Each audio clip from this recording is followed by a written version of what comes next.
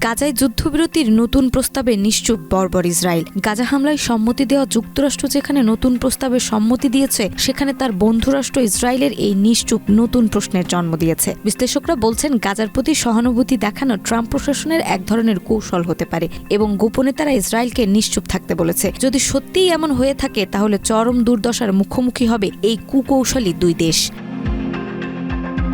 গাজায় যুদ্ধবিরতি পুনরুদ্ধারের লক্ষ্যে মিশর নতুন একটি প্রস্তাব উপস্থাপন করেছে। এই প্রস্তাবে যুক্তরাষ্ট্র ও ফিলিস্তিনের স্বাধীনতাকামী সংগঠন ইতিবাচক সাড়া দিলেও ইসরায়েল এখনও আনুষ্ঠানিক কোনো প্রতিক্রিয়া জানায়নি।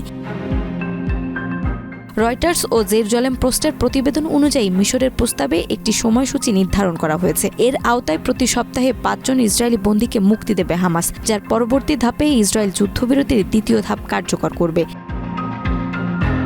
এই পরিকল্পনার মাধ্যমে গাজা থেকে ইসরায়েলি বাহিনী সম্পূর্ণ প্রত্যাহারের বিনিময়ে সব বন্দীর মুক্তি নিশ্চিত করা হবে। পাশাপাশি যুক্তরাষ্ট্র এই চুক্তির বাস্তবায়নের নিশ্চয়তা দেবে বলেও জানিয়েছে মিশরীয় কর্তৃপক্ষ। যুক্তরাষ্ট্র ও ফিলিস্তিনের স্বাধীনতাকামী সংগঠন ইতিমধ্যেই প্রস্তাবের প্রতি ইতিবাচক মনোভাব দেখালেও ইসরায়েলের অবস্থান এখনও স্পষ্ট নয়। ফিলিস্তিনের স্বাধীনতাকামী সংগঠনের অভিযোগ, ইসরায়েল জানুয়ারির যুদ্ধবিরতি চুক্তি লঙ্ঘন করেছে, তবে তারা আলোচনায় আগ্রহী এবং মার্কিন প্রেসিডেন্ট ডোনাল্ড ট্রাম্পের বিশেষ দূত স্টিভ উইটকফের প্রস্তাব পর্যালোচনা করছে।